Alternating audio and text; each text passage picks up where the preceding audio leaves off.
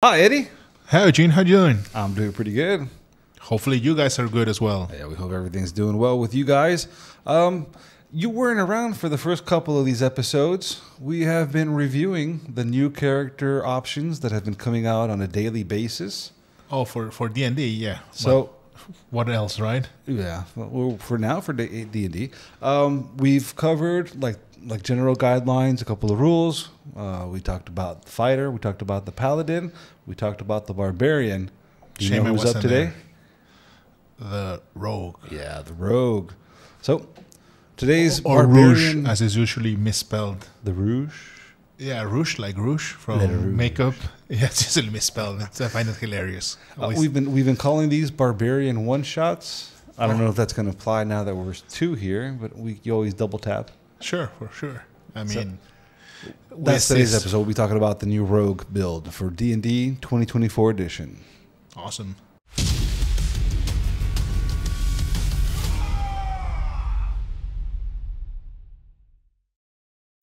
All right. So you were mentioning to me that you weren't too familiar with the regular 2014 rogue build. No, as you know, I kind of stayed in 3.5 Pathfinder and dabbled a little bit in fourth, quite a little bit on fifth, but I've been mostly still running those old systems, so I'm not quite as aware of the subtleties. I mean, I noticed reading the material and seeing what they talked about that it kind of added some more granularity. You can do some more stuff with, I don't know what it's called, that you can lose die to do something different. I mean, I don't know. You can probably give a better overview of the whole thing. Yeah, they've added a couple of options to make the rogue maybe more versatile or more diverse in the way that they can work. Like with the previous classes, rogues are also getting weapon masteries. Albeit more limited, as what they said, as to the fighter. I'm sure that's because of the weapon selection is limited itself. What you're mentioning is what they're calling a brand new feature called Cunning Strike. But that has been done before, right? But it's a little bit different. I think the Cunning Strike you and I are more familiar with is from 3.5. You can change, you can choose to just attack with like an offhand weapon, and you have a higher crit chance and a higher crit damage. Here, from what I understood, it's a little bit different. It's more of an utility thing, right? You change die for effects or stuff like that? Yeah, you kind of sacrifice your sneak attack die. Like, let's say instead of 2d6, you just throw one, and then you get to add a special effect or a hindrance. He mentioned also movement, right? That you could also... Yeah, he mentioned three things in the video today. He mentioned... tripping, poison, and something he's calling withdrawal.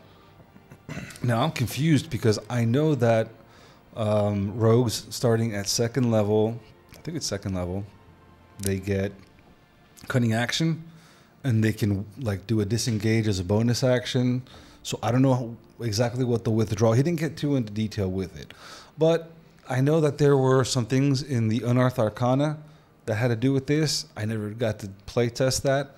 But a lot of the forums were complaining, I mean, not a lot, a couple, I like to exaggerate a little bit, that like you are foregoing certain damage to add the possibility of adding something else.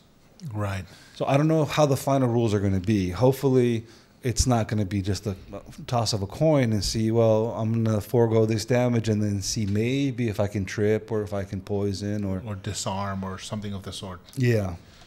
But how would that work with the weapons? Because if I'm mistaken, the new weapons have similar effects as well, right? Like cleave and that. That's something like I mentioned with the fighter and the barbarian and the paladin. Once you get into higher levels where you have 2-3 attacks and you can switch weapons out, and then you can use your weapon skills, and then you can use secondary abilities or class abilities. It might get really, really groggy. Yeah, it sounds like it. It sounds like, I mean, it sounds cool to have all these options, but the granularity seems like it'll be a little bit of a slog sometimes.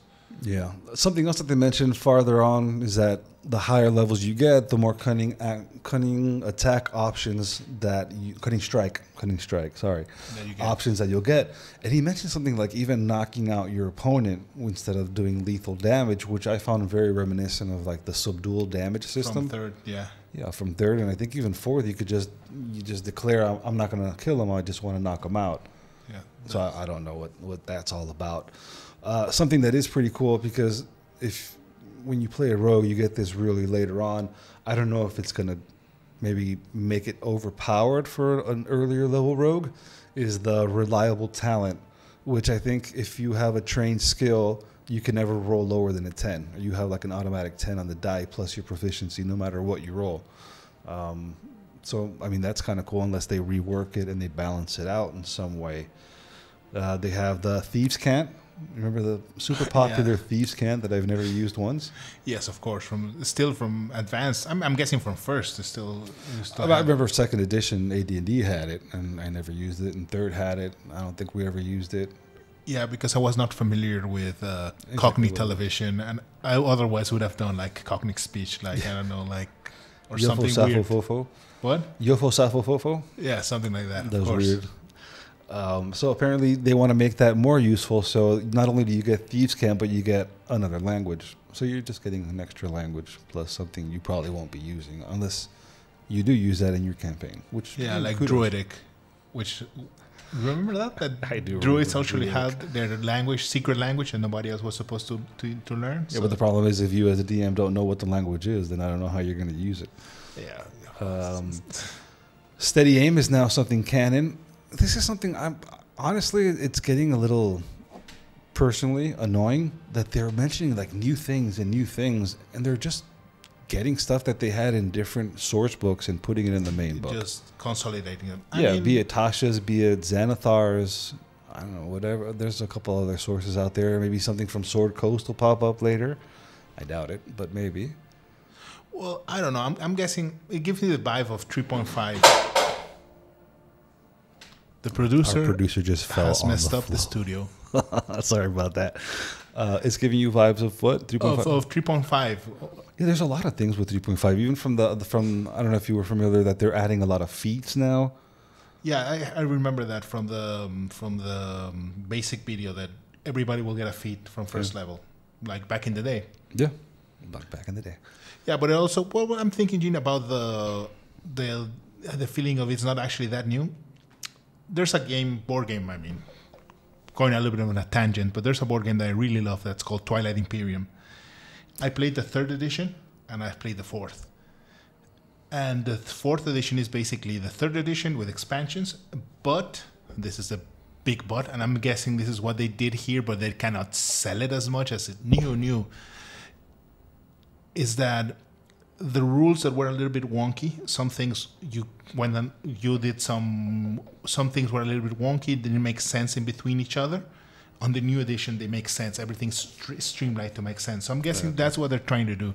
Because I've seen that the subclasses also did that. They seem make a little more sense now. Well, yeah, but there's still some things that we'll get into it. They mentioned 4 subclasses. They mentioned the Assassin, they mentioned the Arcane Trickster, the Soul Knife, and the Thief.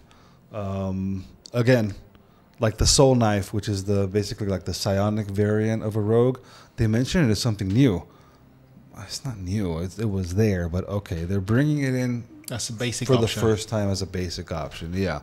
I mean, the Soul Knife and the Arcane Trickster are kind of like the quicker ones, so we can get those out of the way. Something cool for the Soul Knife is usually when they project their weapons, they could only use them for their attack options, like the basic attack and then a bonus attack.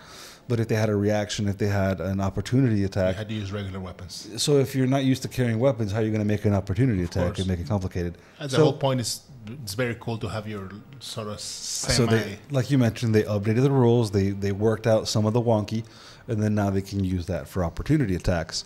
Their psychic blades will have weapon mastery, one called Vex, which is kind of cool because when you hit, your next attack has advantage. So as long as you can hit a regular attack, your second attack, you're going to be able to get the sneak attack damage in. And then on top of that, you can add, I guess, a cunning strike effect and just slow the whole game down a bit more. The Arcane Trickster is also, I mean, the Arcane Trickster was a pretty good class. I had the chance to play a mid-high level character, Arcane Trickster. They don't do a lot of changes. Something cool, kind of like the Eldritch Knight. They open up the spell list. There's no limitations because usually, or before in the 2014, if I'm not mistaken, they had certain spells that could be from any class, but the majority were either illusion or I forgot the other one, divination maybe, or it was a couple of schools that was just kind of like, all right, I guess I'll have to pick something from here. I cannot throw a fireball as an arcane trickster, right? I mean, you could, but you'd have to like sacrifice something else to get the fireball, and you don't get that until like level 12 or 13. Oh, yeah, so. okay, get it. But that's kind of what they did with the arcane trickster. The arcane trickster, they can use an arcane focus. I mean, I guess they can up the damage and spell DCs and all that.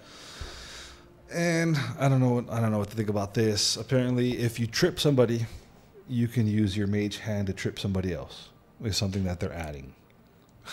That's pretty hilarious. I mean, the image is hilarious. I don't know the mechanics. How often is this going to be hilarious? And again, something I mentioned in previous videos reviewing these new rules is we're seeing this from the player's perspective, which is great. What happens when the DM gets his hands on all these options? I don't think your party's going to be laughing when they're tripping themselves up every other round because the arcane trickster is messing with them. Yeah, I'm feeling some odd stuff that you could do. I mean, I don't know. No, I get it. So for the two remaining, the thief, which is kind of like your vanilla burglar kind of build, nothing overly exciting, but I guess they are game-changing updates. They have a level 3 ability called Fast Hands that they could usually use a bonus action to open lock, disarm traps, or use an object. This is kind of like the cunning action that I was mentioning before with the disengage and the hide. To this, they're adding use a magical device. So they're focusing more. Remember the old D&D movie that people used to say, oh, that's not a rogue, he's more like a bard because he could use magical items? He would be this kind of a subclass thief because he's using all these magic items now. Like I said, second story, which is an ability where they get a climb ability. They refine the wonkiness, like you mentioned. Yeah. They added a speed. Level 9 gets Supreme Sneak, which is like a cunning strike use where you can stay hidden even if you attack. Like if you attack from hiding, you stay hidden. Oh, that's very interesting. Yeah, that's kind of like the coolest thing I think that they get at level 9. And at level 13, because he doesn't mention what level this gets, this option opens up, but there's at level 13 an ability called Use Magic Device for the thief. And now they're saying that you can attune 4 items and you have a chance to not expend charges of magical items that have charges if you use it with this character. And even using certain spells, like spell scrolls that you wouldn't normally have. I don't know, that's the thief. And the assassin, what's the deal with him? See, this is the assassin is where it kind of like just gets me kind of on this whole ordeal. Not only have I never personally found the assassin appealing because it seems like a one-trick pony, right? It's a one-trick pony, and your one trick has to be done in the first round. And if your trick doesn't finish working in the first round, then you kind of just end up being a standard rogue. Or a sub-bar rogue, right? Because you haven't chosen some you lose access to a couple other special things. But they are reworking the surprise round rules. I don't like those rules. I do not like the fact that now you don't have like just like a whole round to act. So even if you plan something as the assassin and you want to have that automatic advantage of the first round, no, what do you get? You get advantage on initiative rolls. It's like, my God, why would you want... I mean, why not... I would think give a bonus. Maybe have a bonus related to levels. Like, all right, you're starting off, you'll get a +5 initiative bonus. When you get mid-tier, it'll go up to a +8 or a +10. And have something that'll scale up with your power. It'll make a little bit more sense. But here they're just working with this whole new surprise round. And I don't know, it just seems a little lackluster. I don't know what you think about it. Well, I mean, I wouldn't play that class. I think the concept, save for the Assassin's Creed games, yeah, that's probably why the name sounds cool, but I also never found it particularly appealing. Yeah, no. I mean, there is some cool stuff that they're doing. I mean, there's going to be like an infiltration expertise ability that will let you use the steady aim. while moving, which kind of sounds fine. Although I've read online that there's ways to circumvent the not moving thing by using a mount, which is a whole debate on like how Mongolians used to use archery from horseback, and it's interesting. There's a lot of cool stuff. So you could use a thief that stays hidden as your mount as an assassin. Write that down. Yeah, I mean, I'm guessing we could do some very interesting stuff with that. Yeah, and I mean, even like the last level ability that they get, which is called Death Strike, it's still like a sneak attack on the first round, and you're very dependent on being the first one to act. So how do they like kind of justify this? Well, as long as it's the first round and the person you're attacking hasn't acted, then you can apply all these bonuses. I don't know.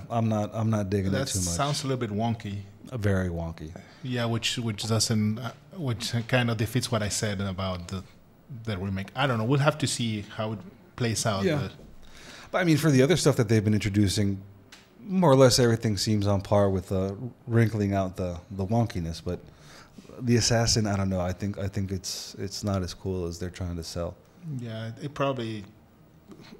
I mean, we will have to see if there are feats or some other options that help with the wonkiness. But still, if you have to use some of your options to fix, it doesn't really make sense, right?